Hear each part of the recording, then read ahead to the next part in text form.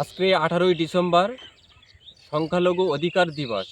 কিন্তু এই সংখ্যালঘু অধিকার দিবসে সারা পৃথিবীব্যাপী স্থান কাল ভেদে যেখানে যারা সংখ্যালঘু তারা কি সেখানে সংখ্যালঘুর অধিকার বা মর্যাদা পাচ্ছে? এ বিষয়ে বিস্তারিত আলোচনা করার পূর্বে আমাদের জানতে হবে যে এই সংখ্যালঘু শব্দটি সর্বপ্রথম কোথায় ব্যবহৃত হয়েছিল। 1856 সালে অটোমান সাম্রাজ্যে ইহুদি এবং খ্রিস্টানদের মধ্যে যখন সমস্যা চলছিল, সেই সময় সর্বপ্রথম এই সংখ্যালঘু শব্দটি উৎপত্তি হলেও 1919-20 সালে প্যারিসের যে শান্তি চুক্তি হয়েছিল, সেই শান্তি চুক্তিতেই সর্বপ্রথম প্রাতিষ্ঠানিকভাবে সংখ্যালঘু অধিকার শব্দটি প্রথম সেখানে লিপিবদ্ধ হয় এবং এই প্যারিসের শান্তি চুক্তি থেকে ধীরে ধীরে সংখ্যালঘু অধিকার শব্দটি সারা পৃথিবীতে ছড়িয়ে পড়ে।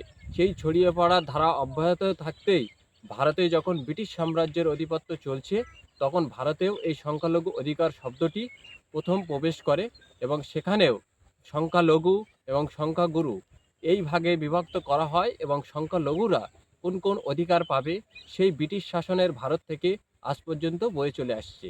কিন্তু আমাদের মনে রাখতে হবে, অখণ্ড ভারত যখন ছিল, অর্থাৎ ব্রিটিশ শাসন আমলে ভারতের যারা সংখ্যালঘু ছিল তারা কতটা নিরাপত্তা সুনিশ্চিত হতো বা তাদের অধিকার কতটা প্রতিষ্ঠিত হতো, তখনও যেমন প্রশ্নচিহ্নের সামনে দাঁড়িয়েছিল। লক্ষ লক্ষ শহীদের বিনিময়ে, লক্ষ লক্ষ সংখ্যালঘু সম্প্রদায় শহীদের বিনিময়ে আমার ভারতবর্ষ যখন স্বাধীন হয়েছিল ব্রিটিশের হাত থেকে, তখন ব্রিটিশদের চক্রান্ত এবং কিছু কিছু স্বার্থলোভী মানুষের দ্বারায় আমাদের অখণ্ড ভারতকে খণ্ডিত হতে হয়েছিল। এই খণ্ডিতকে কেউ ভাষার ভিত্তিতে ভাগ করেছিল, কেউ ধর্মের ভিত্তিতে ভাগ করেছিল।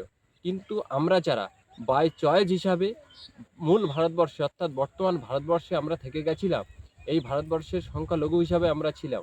আমরা কি এই ভারতবর্ষের শহীদের বিনিময়ে সংখ্যালঘুর যে অধিকার সেটা কি পেতে চলেছি বা পাচ্ছি? বর্তমান সময়ে আপনারা নিশ্চয়ই জানেন, সারা ভারতবর্ষ, বিশেষ করে গোবলয় অঞ্চলগুলো, বিহার, উত্তরপ্রদেশ, মহারাষ্ট্র, এই সমস্ত রাজ্যে, হরিয়ানাতে সংখ্যালঘুরা কিভাবে অত্যাচারিত হচ্ছে। খুব কাছাকাছি একটি ঘটনা আপনাদের শোনাই। উত্তরপ্রদেশে একজন ইমাম সাহেব মাত্র 2 মিনিট আজান দিয়েছে মসজিদে, তার জন্য তাকে 2 লক্ষ টাকা জরিমানা করা হয়েছে। যদিও এই জরিমানাটি ভারতীয় সংবিধান বা ভারতীয় আইনসভা বা কোর্ট তারা কেউ ধার্য করেনি, করেছিল সেখানকার পুলিশ প্রশাসন। অর্থাৎ এখান থেকে প্রমাণ হয়ে যায় ভারতের সংখ্যালঘুরা কতটা ভালো আছে। ঠিক তার উল্টো দিকটা আমাদের বুঝতে হবে। আজকের আমাদের পার্শ্ববর্তী, আমাদের বন্ধু দেশ, আমাদের প্রতিবেশী দেশ বাংলাদেশ, সেখানে সংখ্যালঘুরা কতটা ভালো আছে। সংখ্যালঘুরা মানেই সংখ্যাগুরুরা তাদের উপর অত্যাচার করবে, এটা আমাদেরকে নির্মূল করতে হবে। বাংলাদেশে আজকের অবস্থা দেখুন, সংখ্যালঘুরা ন্যায় করছে না অন্যায় করছে সেটা সেই দেশের আইন ঠিক করবে, কিন্তু সেখানকার সংখ্যাগুরুরা কেন তাদের উপরে অত্যাচার করবে? এ বিষয়ে শুভ বুদ্ধি সম্পন্ন সকল সম্প্রদায়ের মানুষকে ভারতের এবং বাংলাদেশের যে যেখানেই হোক মানবাধিকারের দৃষ্টিতে সবাইকে এগিয়ে আসতে হবে। যে যেখানে সংখ্যালঘু তাকে সেখানে নিরাপত্তা সুরক্ষা দেওয়ার দায়িত্ব সেই অঞ্চলের সংখ্যাগুরু মানুষের উপরে বর্তায়।